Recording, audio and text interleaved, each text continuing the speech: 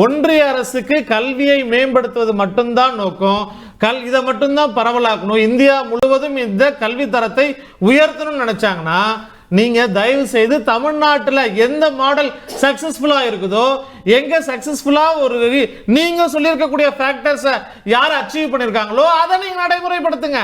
அதை விட்டுட்டு நீங்க 2020க்கு அப்பதான் இலக்கு நிர்ணயிச்சிருக்கிறீங்க.